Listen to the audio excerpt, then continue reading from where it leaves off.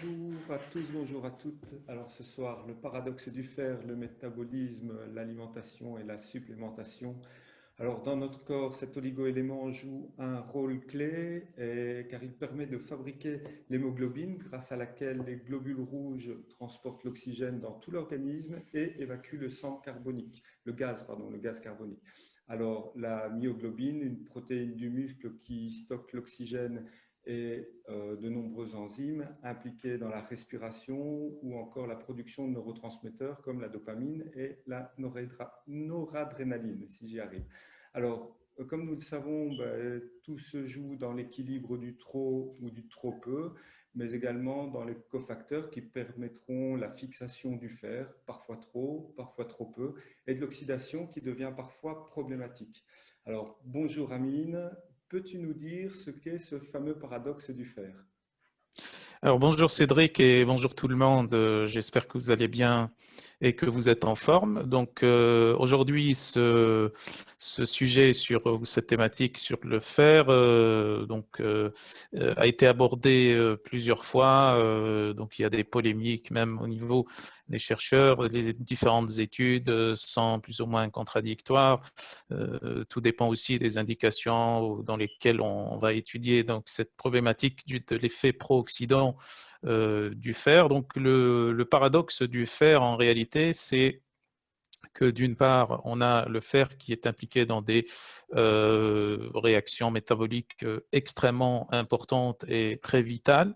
Et de l'autre part, on a aussi son effet ou son potentiel effet pro-oxydant. Donc, quoique son effet pro-oxydant est assez exagéré, donc comme on va le voir un peu plus tard, mais disons que, pour résumer, le paradoxe du fer, c'est d'une part ces effets métaboliques vitaux qu'on peut pas négliger et qui sont extrêmement importants, et de l'autre part son effet néfaste, donc stimulation de la formation et de la synthèse du radical hydroxyle notamment. Donc c'est l'un des radicaux libres les plus virulents, donc qui contribue à détruire la cellule, l'ADN, etc. Donc ça, c'est extrêmement important.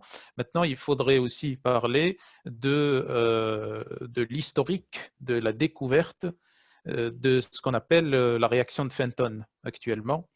Donc, on a plusieurs chercheurs qui ont travaillé dessus. Donc, il y a donc Fenton, donc ça prend le nom du chercheur qui a découvert ou qui a co-découvert donc cette réaction-là. Donc la réaction de Fenton qui est la conversion d'un autre radical libre un peu moins dangereux, celui-là qu'on appelle l'H2O2, okay, ou le peroxyde d'hydrogène, ou ce qu'on appelle couramment aussi l'eau oxygénée, H2O2. Donc c'est sa conversion en présence de fer réduit, okay, Fe2, Fe2+, ou ce qu'on appelle aussi le fer héminique. Donc en présence de fer réduit, donc on va convertir l'H2O2 en radical hydroxyle. Radical hydroxyle plus un groupement hydroxyle, donc pas un radical hydroxyle mais un groupement hydroxyle, OH, plus donc on a une oxydation du fer, donc du fer réduit au fer oxydé. Donc on appelle ça la réaction de Fenton, et donc ça a été découvert par Fenton. Et ça se résume en réalité dans cette réaction-là, mais en réalité, les déclinés ont trois réactions. Donc, on vous mettra très probablement un peu plus tard une étude qui explique un petit peu les différentes réactions. C'est extrêmement important à comprendre pour pouvoir comprendre cet effet plus ou moins pro-oxydant. Mais ce qu'on ne dit pas donc, sur la réaction de Fenton, c'est qu'elle est complétée par un ensemble d'autres réactions dans ce qu'on appelle la réaction d'Arber-Weiss. Arber, c'est le nom d'un chercheur et Weiss, c'est un autre chercheur. Donc, on a Fenton, Arber et Weiss qui ont en gros étudié l'effet pro-oxydant du fer. Et donc, la réaction d'Arber-Weiss, c'est le sens contraire exact de la réaction de Fenton. C'est-à-dire la réaction de Fenton, elle est pro-oxydante, tandis que la réaction d'Arber-Weiss, elle est antioxydante. Si on peut le dire comme ça, puisque on a dans la réaction d'Arber-Weiss, on a l'anion superoxyde en combinaison avec cette fois le fer oxydé. Okay, dans la réaction de Fenton, c'est en combinaison avec du fer réduit. Fe2+. Là, on a le fer oxydé Fe3+, qui va convertir l'anion superoxyde en oxygène et être réduit, donc donner du Fe2+, ou du fer réduit. Okay, donc, effet pro-oxydant du fer, de côté, effet métabolique extrêmement important en tant qu'oligo-élément, c'est ce qu'on appelle le paradoxe du fer. Merci pour ces précisions. Est-ce que maintenant tu peux nous parler des différentes formes moléculaires du fer et également de leur absorption?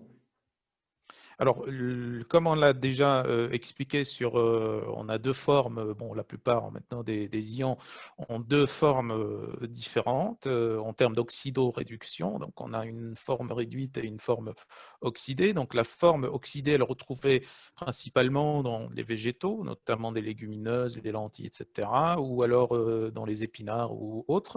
Donc, ça, c'est la forme oxydée. Okay, oxydée, retenez bien, forme oxydée ou non héminique. Non héminique parce qu'elle n'est pas associée à des protéines qu'on retrouve dans le sang, donc, qui sont associées par exemple à la transférine, la ferroportine, la ferritine, etc. Et puis on a une autre forme, et celle-ci on la retrouve dans des aliments d'origine animale parce que le fer a été déjà métabolisé donc, par l'animal en question, et donc on la retrouve sous forme réduite. Donc, forme réduite, c'est la forme Fe2+, forme oxydée, c'est la forme Fe3+. Okay, donc, forme non héminique végétale, forme héminique animale. Et donc, l'absorption, bien entendu, elle diffère en fonction des formes végétales ou des formes animales. Donc, pour ce qui est du processus d'absorption, on a deux étapes. Donc, la première étape, elle se fait de la lumière intestinale vers l'entérocyte, et puis de l'entérocyte ensuite vers le sang. Donc, il y a différents facteurs, transporteurs, enzymes, récepteurs, etc., qui rentrent en jeu. Donc, la première étape, on a déjà, si on a du fer qu'on obtient à travers des aliments d'origine animale, de la viande par exemple, c'est du fer réduit. Donc ce fer-là va passer directement au niveau de l'entérocyte, bien entendu, par l'intermédiaire de différents transporteurs, comme par exemple des enzymes comme le HCP, par exemple, ou d'autres enzymes, dont il y en a plusieurs. Et puis, on a le fer qui est oxydé, donc celui-là, c'est le fer d'origine végétale. Donc, ce fer-là est obligatoirement réduit dans la lumière intestinale avant d'être absorbé. Sinon, il n'est pas absorbé, il ne passe pas. Et donc, la réduction se fait entre autres par la vitamine C. C'est pour ça qu'on recommande souvent de prendre de la vitamine C ou des aliments riches en vitamine C pour pouvoir améliorer l'absorption du fer. Et donc là, il s'agit plutôt de fer oxydé ou de fer d'origine végétale. Donc, la réduction du fer se fait par l'acide ascorbique et ensuite, donc, le fer va passer de la même façon. Donc, le fer réduit va passer de la même façon que le fer d'origine animale. À l'intérieur maintenant de l'entérocyte, on a une partie du fer qui sera stocké dans l'entérocyte et qui sera associé, donc pour être stocké, ça sera associé à la ferritine. Donc ici, on est face toujours à un fer réduit, Fe2+, comme celui qu'on retrouve dans les aliments d'origine animale. Et donc, ce qu'il faut remarquer, c'est que toutes ces protéines-là qui vont servir à stocker notamment la ferritine ou à transporter notamment la transférine, la ferroportine, etc. Donc, toutes ces protéines-là nécessitent une forme moléculaire de fer réduite, donc Fe2+. Okay. Donc, au niveau de l'entérocyte, on a une partie de ce fer qui sera stocké par l'intermédiaire de la ferritine. Donc, la ferritine, elle stocke le fer dans toutes les différentes cellules. Et puis, on a une autre forme qui va regagner, elle va regagner la circulation sanguine pour être distribuée ensuite aux différents organes. Donc, cette partie-là, elle sera avant le passage vers le sang. Elle sera encore oxydée, donc le passage de l'entérocyte vers le sang, ça sera oxydé, et lorsqu'elle sort à l'extérieur de l'entérocyte au niveau de l'espace interstitiel, elle sera encore réduite. donc pour ensuite s'associer à la transférine et donc ensuite elle sera transportée. Donc la transférine, comme son nom l'indique, ça transfère le fer de cellule en cellule, d'un organe à un autre au niveau de la circulation sanguine. Donc ces mécanismes-là sont plus ou moins théoriques, c'est de la biochimie métabolique, un petit peu théorique, mais c'est extrêmement important pour pouvoir ensuite comprendre l'effet pro-oxydant, plus ou moins pro-oxydant du fer. Donc, ça, c'est en ce qui concerne les formes moléculaires et leur absorption. Donc, ce qu'il faut juste retenir, c'est que la forme réduite qu'on retrouve dans les aliments d'origine animale est la mieux absorbée. La forme oxydée qu'on retrouve dans les aliments végétaux, elle a une biodisponibilité amoindrie du moment où on a besoin d'un antioxydant, notamment un réducteur, notamment la vitamine C, pour que ça soit réduit et pour qu'on emprunte le même chemin que le fer réduit. Justement, en parlant de tout ça, est-ce que tu peux nous rappeler les différentes fonctions métaboliques dans lesquelles le fer est impliqué? Alors, il y a plein de fonctions métaboliques dans lesquelles le fer est impliqué, parce que outre le fait que ça rentre dans la composition de l'hémoglobine, donc ça va permettre donc le transport des différents gaz, CO2, oxygène, etc. Donc ça, c'est assez connu. Maintenant, on a aussi une autre fonction très importante au niveau du cycle de Krebs et qui rejoint justement la fonction classique connue du fer qui est le transport des gaz respiratoires. Donc, c'est donc l'activation du cycle de Krebs. Parce qu'au niveau du cycle de Krebs, et ça on avait discuté dans de précédentes vidéos, au niveau du cycle de Krebs, on a la première réaction du cycle de Krebs où on a la conversion du citrate en isocitrate. Donc, ça se fait en deux réactions en réalité. Okay, donc, citrate, cisaconitate, isocitrate. Donc, le citrate est converti en isocitrate en deux réactions en présence d'une enzyme qu'on appelle la conitase. Et cette enzyme-là, qui va catalyser les deux premières réactions du cycle de Krebs, a comme cofacteur le fer. Donc le fer et le fer oxydé. Le fer oxydé, Fe3+. Alors en plus de cela, donc en plus du fait que ça active le cycle de Krebs, on a aussi d'autres fonctions, comme par exemple la synthèse de certains neurotransmetteurs, comme par exemple les catécholamines, comme tu l'as très bien cité, la noradrénaline par exemple, et l'adrénaline. On a aussi une fonction très importante dans la synthèse de la DAO, la diamine oxydase, qui est une enzyme qui permet de dégrader l'histamine. Donc, on a aussi le fer ici comme cofacteur, parmi d'autres cofacteurs, bien entendu. Et donc, on a plein d'autres réactions biochimiques au niveau du foie, au niveau du cerveau. Donc, c'est vraiment le fer est l'un des oligoéléments les plus importants, si ce n'est le plus important. Donc, ça, c'est en ce qui concerne les fonctions métaboliques globalement. On le retrouve aussi dans la régénération cellulaire et dans le cycle cellulaire aussi, notamment si on étudie les voies métaboliques de régénération intestinale, par exemple, on retrouve aussi le fer comme cofacteur de plusieurs enzymes, notamment de la conversion de l'arginine en citrulline, etc. Donc, c'est vraiment un oligoélément qu'on retrouve un petit peu partout, dont les fonctions sont extrêmement importantes. Est-ce que tu peux nous parler de l'effet pro-oxydant du fer? Alors justement, comme on avait déjà vu auparavant par rapport au paradoxe du fer, donc l'effet pro-oxydant, ça dépend directement de ce qu'on appelle la réaction de Fenton et des mécanismes qui régulent cette réaction-là. Alors, il n'y a pas que la réaction de Fenton. On parle toujours de réaction de Fenton, mais ça, c'est vraiment la pointe immergée de l'iceberg. On a d'autres réactions. On a au total 8 réactions, donc y compris la réaction de Fenton, qui vont réguler cet effet pro-oxydant. Je dis bien réguler l'effet pro-oxydant parce que on a la réaction de Fenton avec deux autres réactions. Donc là, je ne vais pas les expliquer en détail parce qu'on n'aura pas le temps, mais on mettra certainement le lien de l'une des études qui explique très bien donc, ce mécanisme-là. Donc, on a la réaction de Fenton principalement, et on a deux autres réactions qui sont associées à cette réaction de Fenton. Et donc, quand on suit ces trois réactions, en réalité, on se rend compte qu'il y a un équilibre, en fait.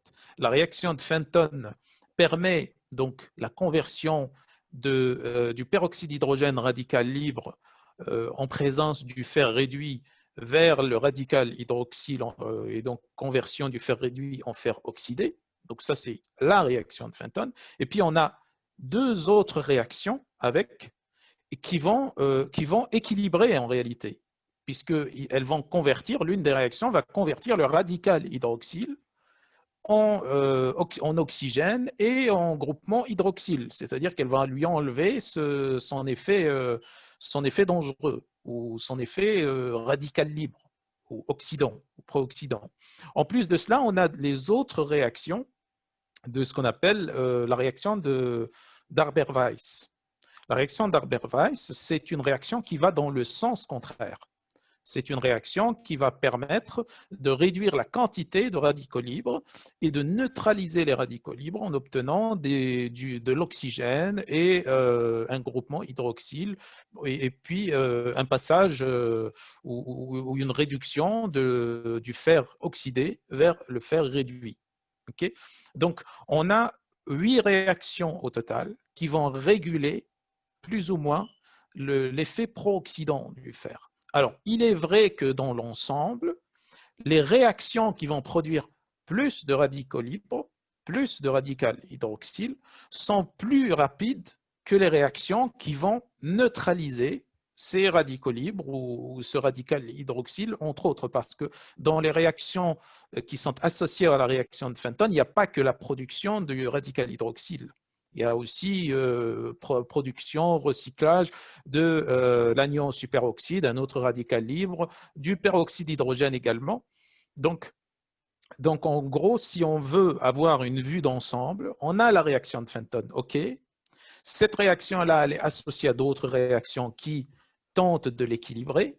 On a la réaction d'Arber-Weiss qui elle-même est associée aussi à 3 autres réactions qui vont dans le sens contraire aussi de la réaction de Fenton. Et donc, on a un ensemble, un pool de réactions au nombre de 8 réactions qui vont faire en sorte qu'on ait plus ou moins d'effets pro-oxydants, mais on a toujours, ce qui est certain, on a toujours un effet pro-oxydant du fait que les réactions, dans ce pool de réactions, on a des réactions qui produisent des radicaux libres qui sont plus rapides que les réactions qui vont récupérer ou recycler ces radicaux libres. Donc ça, c'est extrêmement important à comprendre. Ça, c'est d'une part. D'autre part aussi, la réaction de Fenton ou l'ensemble des réactions pro-oxydantes qui vont donner le radical hydroxyle sont extrêmement régulées par la quantité cellulaire de la catalase et de la GPX, ou ce qu'on appelle la glutathion peroxydase. Donc, catalase et GPX sont deux enzymes antioxydantes. Donc, la catalase, c'est la catalase, elle est connue, elle convertit, ou elle va convertir le peroxyde d'hydrogène en eau et oxygène, donc elle va neutraliser le radical libre peroxyde d'hydrogène. Donc si on a moins de peroxyde d'hydrogène, on aura moins de radical hydroxyle qui est produit en présence du fer. Et en même temps, on a la GPX, la glutathion peroxydase, et donc la GPX, elle a aussi la même fonction que la catalase, donc elle va neutraliser également l'H2O2 ou le peroxyde d'hydrogène. Donc si on a assez de catalase et si on a assez de glutathion peroxydase, on aura beaucoup moins de radical hydroxyle. Et ça explique les résultats de certaines études, de certains essais cliniques faits sur des femmes enceintes qui montrent que, donc, dans les cas, par exemple, d'anémie, une supplémentation en fer permet de réduire le stress oxydatif. Donc, on mettra peut-être aussi l'une de ces études-là qui montre qu'une supplémentation en fer Chez les femmes enceintes qui sont anémiques, en carence de fer, eh bien, elle permet de diminuer l'inflammation, de diminuer le stress oxydatif et d'améliorer donc les marqueurs du fer, ferritine, etc. Donc, c'est un, c'est un mécanisme métabolique complexe. Il ne faut pas s'arrêter uniquement à la réaction de Fenton. Mais en règle générale, le fer est connu pour être pro-oxydant. Voilà, donc pour résumer. Ok, donc les moyens pour réduire cet effet pro-oxydant sont… Alors, on a justement plusieurs moyens pour réduire cet effet pro-oxydant, donc notamment donc, les effets classiques, ou plutôt les antioxydants classiques qu'on donne, vitamine C, vitamine E, etc. Donc, ça, c'est très bien aussi, donc ça réduit le stress oxydatif en général. On a aussi donc le fait de stimuler la catalase et la GPX, la glutathion peroxydase. Donc, glutathion peroxydase, comme son nom l'indique, glutathion, donc on peut la stimuler par du glutathion, notamment les formes en général orales de glutathion, celles qui fonctionnent le mieux, c'est les formes liposomales. La forme de glutathion orale normale, elle ne fonctionne pas parce qu'il est dégradé, puisque c'est un tripeptide, donc il est dégradé au niveau de l'estomac. Ou alors, on peut donner aussi un précurseur du glutathion, notamment le NAC ou le N-acétylcystéine. On peut donner aussi du sélénium, puisque c'est un cofacteur de la GPX, de la glutathion peroxydase. On peut donner aussi de la B3 sous forme de nicotinamide ou de NADH, puisque c'est un précurseur du cofacteur de l'autre enzyme qui travaille dans le sens contraire, ce qu'on appelle la glutathion réductase. Donc, on a ce qu'on appelle le cycle du glutathion. On a d'une part une enzyme qui va oxyder le glutathion et de l'autre part une enzyme qui va le réduire. Et donc on a un cycle comme ça qui donne glutathion oxydé, glutathion réduit. Donc la GPX, on a sélénium qui est cofacteur et la glutathion réductase. On a la glutathion réductase, c'est ce qui permet de recycler le glutathion, de le réduire, donc le recycler. Et donc cette enzyme-là, la glutathion réductase, elle a comme cofacteur donc une forme de B3, le NADPH notamment. Donc ça, c'est d'un côté. Et puis, ce qui est important aussi pour réduire l'effet pro-oxydant du fer, c'est aussi de ne pas consommer ou de ne pas dépasser un certain dosage ou un certain apport journalier de fer, notamment les 30 mg par jour, notamment 30 mg en général, c'est OK pour le faire. Ensuite, il y a aussi l'excès de fer si on ne fait pas attention à donc, ce qu'on peut retrouver dans l'alimentation et ce qu'on peut supplémenter aussi. Donc, cette quantité-là doit être prise en compte aussi. Et donc, il y a aussi les polyphénols. Donc, les polyphénols, alors, les polyphénols, on le sait, ils ont des effets pléotropes sur l'inflammation, sur le stress oxydatif, etc. Mais ce n'est pas pour ça qu'on donne les polyphénols. C'est parce que, en réalité, certains polyphénols, quand ils sont combinés au fer ou au cuivre, ça donne un effet similaire un petit peu à une métalloprotéine antioxydante. Donc le fait, et on a plusieurs études là-dessus, qui montrent que quand on donne des polyphénols, on a même des formulations à base de polyphénol sur une même molécule à base de polyphénol et de cuivre ou polyphénol et de fer. Donc, quand on combine les polyphénols, en général, c'est les acides, hein, des acides, acide carnosique, acide caféique, etc. Donc, c'est les polyphénols, les acides phénoliques. Donc, quand on combine ce type de polyphénol au fer, ça donne un effet antioxydant, pas forcément pas forcément du fer, mais surtout de la combinaison des deux. Ça donne un effet antioxydant comme si c'était une métalloprotéine ou une métalloenzyme antioxydante. Donc, ce sont un petit peu les moyens qui permettent de réduire l'effet pro-oxydant, qui n'est pas aussi important qu'il ne le paraît, et ça n'est pas aussi important qu'on le décrit, même dans la littérature scientifique. Donc, comme je vous ai dit, il y a un débat, et là, dans l'étude que je vais vous mettre, et je pense, maintenant que je sais quelle étude je vais vous mettre en bas de ce live, il y a une étude qui explique bien l'historique. C'est une réponse à un autre papier scientifique où certains auteurs ont voulu mettre en exergue donc, le rôle de Fenton, le chercheur, là, dans la découverte de l'effet pro-oxydant du fer, en marginalisant un petit peu Harber et Weiss. Et donc, il y a d'autres chercheurs qui répondent à ce papier scientifique en remettant les pendules à l'heure pour expliquer certaines choses très intéressantes. Vous allez voir, c'est extrêmement intéressant. Pardon. Alors, du coup, en résumé, est-ce que tu peux nous dire dans quel cas est-ce qu'il faut prendre du fer ou est-ce qu'il faut réduire la prescription? Alors, c'est très simple. Le fer se prend quand il y a carence. Voilà. Donc, pour résumer, quand on a carence, anémie ferriprive, carence en fer, on prend du fer.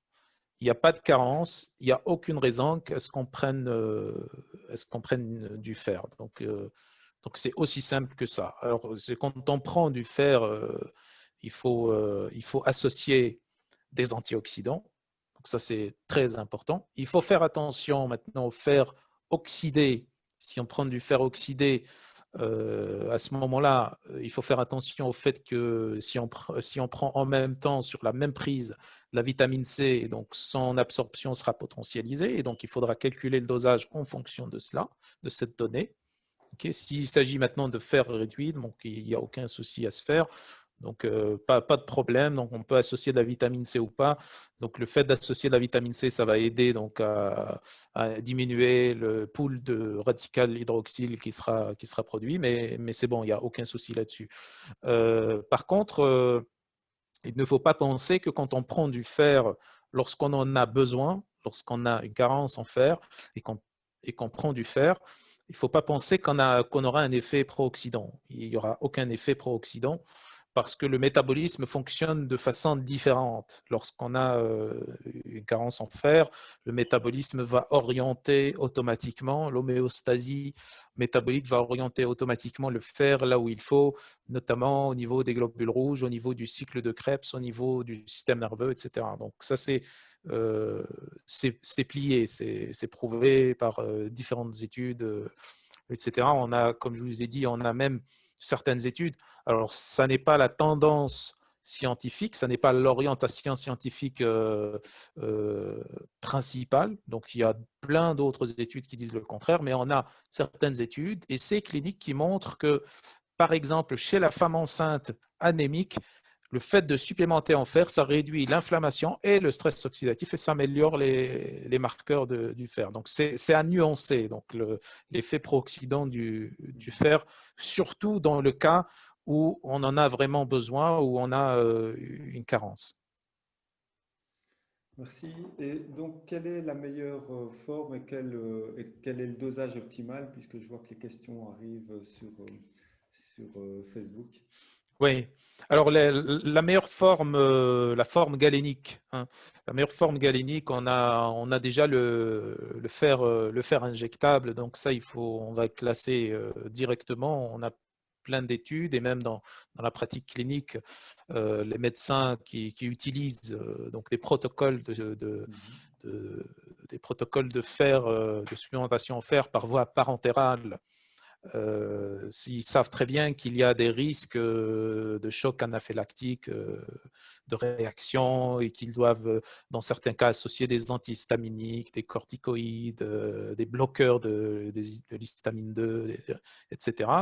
Donc c'est connu, le fait de donner du fer injectable, ça obéit vraiment à des protocoles bien précis de calcul des dosages, etc. Et donc, en général, ces protocoles injectables, on n'en a recours que lorsqu'on a un problème d'absorption du fer, ce qui est assez rare. Quand on connaît les formes et qu'on sait comment administrer, etc., c'est très rare de trouver des cas où on a une mauvaise absorption du fer.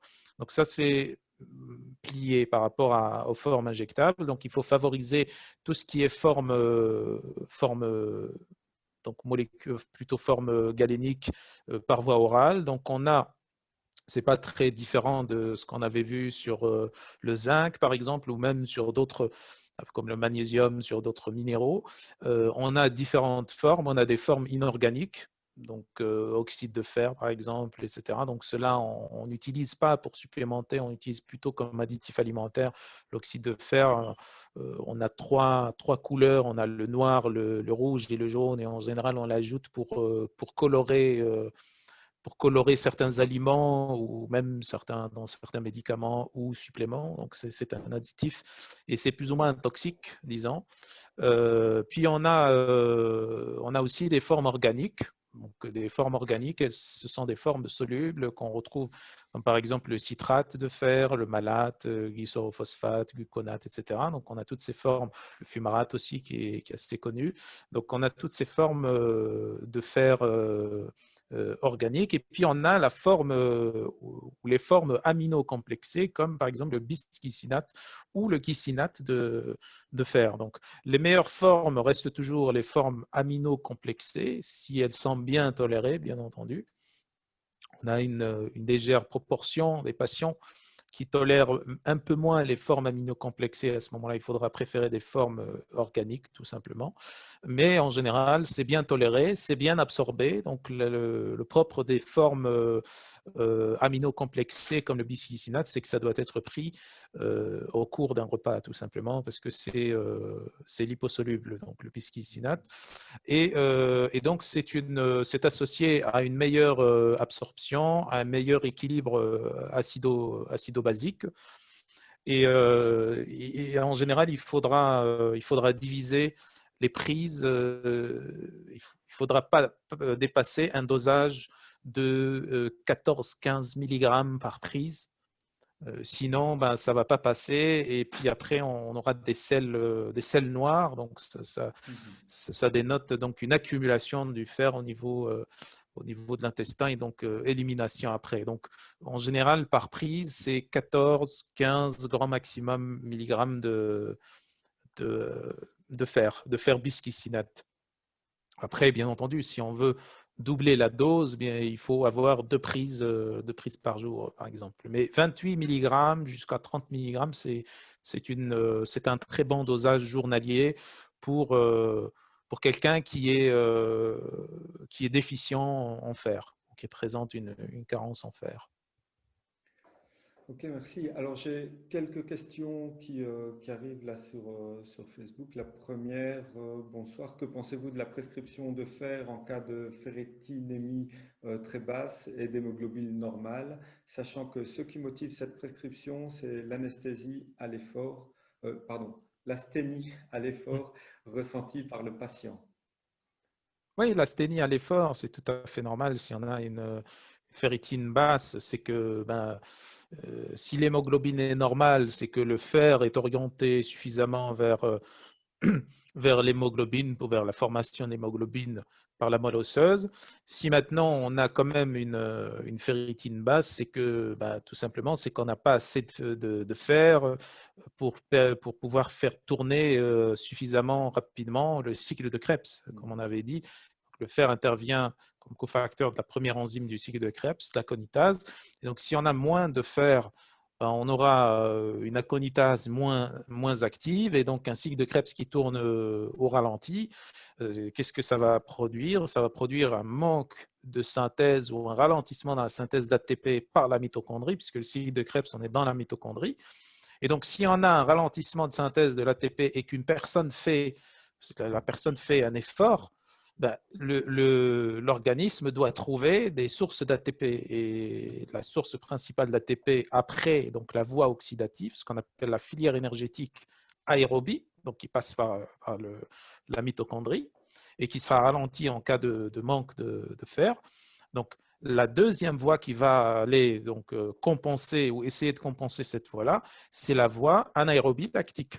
La voie anaérobie lactique, c'est un dérivé en réalité de cette voie-là oxydative. Donc, on a le glucose qui va être le glucose qu'on va retrouver à l'intérieur de la cellule dans le cytoplasme, qui sera dégradé dans un processus ou une voie qu'on appelle la glycolyse, arrivé au pyruvate, donc l'acide pyruvique. Donc cet acide pyruvique, si la mitochondrie fonctionne bien et qu'elle fonctionne à plein régime, donc entre autres, si le cycle de Krebs fonctionne bien, okay, ce pyruvate-là n'aura aucune difficulté à passer au niveau de la mitochondrie. Et donc, on aura une filière énergétique aérobie qui fonctionne bien. Si maintenant, par contre, on a des mitochondries qui sont ralenties par manque de fer, entre autres, ben, ce qui va se passer, c'est que ce pyruvate, en attendant qu'il passe au niveau de la mitochondrie, ben, en attendant, il va se fermenter, il ne va jamais en réalité passer au niveau de la mitochondrie. Cette fermentation va donner 2 molécules d'ATP dans la totale lorsqu'on comptabilise les molécules d'ATP produites et consommées. Donc, ça donne 2 molécules d'ATP par molécule de pyruvate et ça donne aussi formation de lactate. Donc, le lactate est connu donc pour produire des protons H+, donc pour augmenter l'acidité et donc augmenter tout simplement, c'est un système de défense pour augmenter les niveaux de fatigue, tout simplement, du muscle pour dire, la fatigue, c'est tout simplement une rétroaction, un mécanisme de rétroaction du métabolisme pour vous dire, il faut maintenant arrêter, il n'y a pas assez d'ATP. Il n'y a pas assez d'ATP, pourquoi? Parce que la mitochondrie fonctionne au ralenti. Et donc, le pyruvate qui aurait dû rentrer dans la mitochondrie, ben, il va se fermenter en lactate. Et c'est pour ça que ça donne cette fatigue-là. Et là, il faut tout simplement supplémenter en fer. Il n'y a aucun souci là-dessus. Ok, alors une dernière question. Joël qui nous demande qu'en est-il, pardon, du fumarate de fer? Oui, qu'est-ce qu'il a? C'est une forme organique comme d'autres. C'est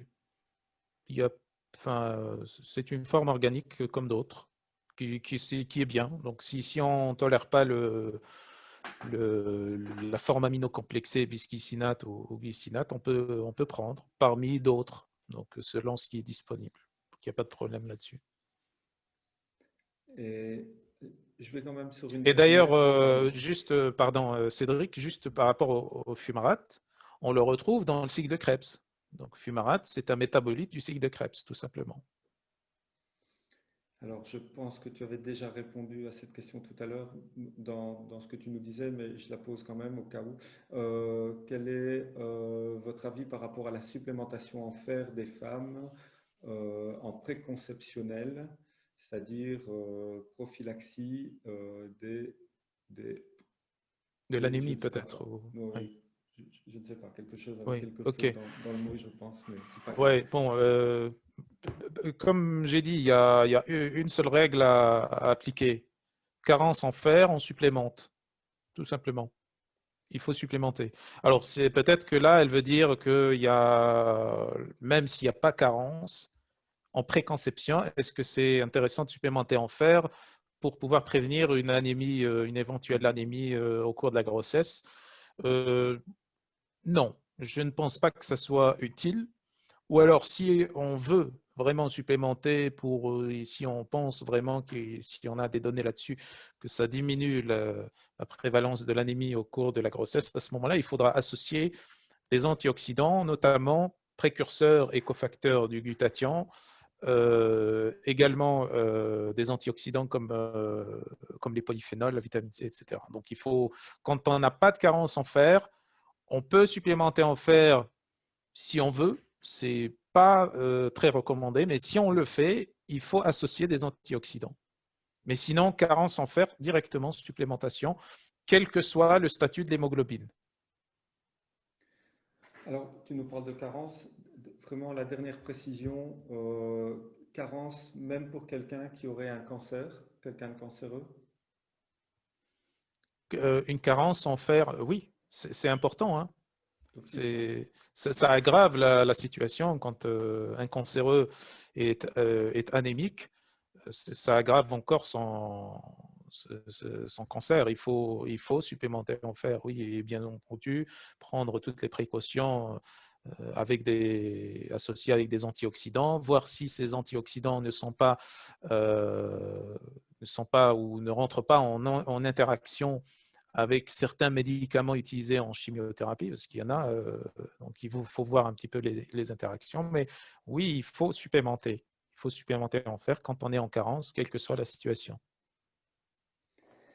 Alors, merci pour tes explications. Alors, et vraiment rappeler que le fer ne doit pas se prendre sans l'avis d'un professionnel de la santé. Donc, ne suivez pas la vidéo en vous disant demain je prends du fer sans mesurer. On l'a bien dit, c'est quand il y a carence qu'il faut vraiment en prendre. Alors, la semaine prochaine, nous vous parlerons de la vitamine C, quelles sont les différentes sources et formes et quels sont leurs intérêts.